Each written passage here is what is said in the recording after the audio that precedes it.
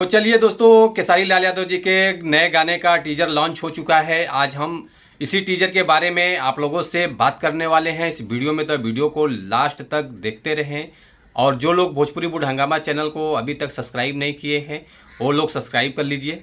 चलिए वीडियो को शुरू करते हैं। आज हम जिस गाने के बारे में आप लोगों से बात कर रहे हैं, फाइनली उस गाने का टीजर लॉन्च हो चुका है और गाने का बोल है हंसेलू काहे। और इस गाने को लिखा है विशाल भारती जी, जो कि बहुत गजब का गाना लिखा है इन्होंने।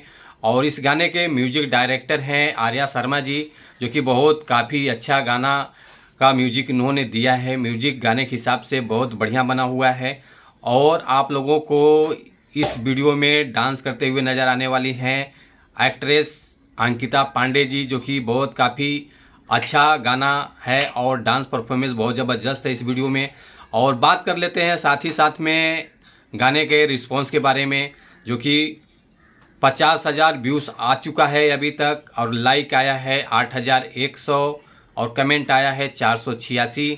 ये गाना का टीजर आप लोगों को देखने को मिलेगा फालतू इंटरटेनमेंट चैनल के माध्यम से। इस गाने को रिलीज़ किया गया है, जो कि 1 घंटे में इतना अच्छा खासा रिस्पांस मिल रहा है। तो आप लोग सपोर्ट कीजिए इस गाने को और ज़्यादा से ज़्यादा लोगों तक पहुंचाइए।